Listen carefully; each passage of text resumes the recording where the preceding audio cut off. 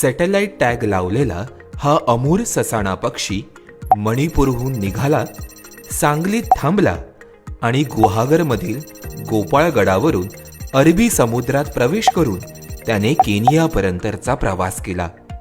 14 ते 27 नोव्हेंबर अशा 13 दिवसांमध्ये या पक्षाने 7300 किलोमीटरचा प्रवास केलाय.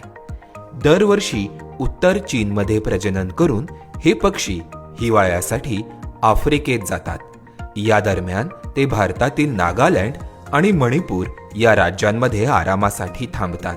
यावेळी WIA चे शास्त्रज्ञ डॉक्टर R. सुरेश कुमार या पक्ष्यांना सॅटेलाइट टॅग लावतात. मणिपूरमधून 14 नोव्हेंबर रोजी उड्डाण केल्यानंतर या अमूर ससाण्याने ओडिशातील किनारी प्रदेश, तेलंगण असा प्रवास करून 16 नोव्हेंबर रोजी सांगली गाठले.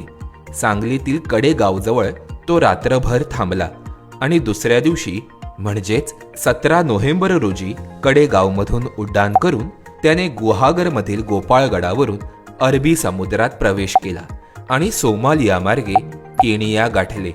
एप्रिल-मे महिन्यात हा पक्षी आफ्रिकेतून परतीचे मायग्रेशन सुरू करेल. या प्रवासाविषयी तुम्हाला काय वाटलंय हे आम्हाला कमेंट करून नक्की कळवा.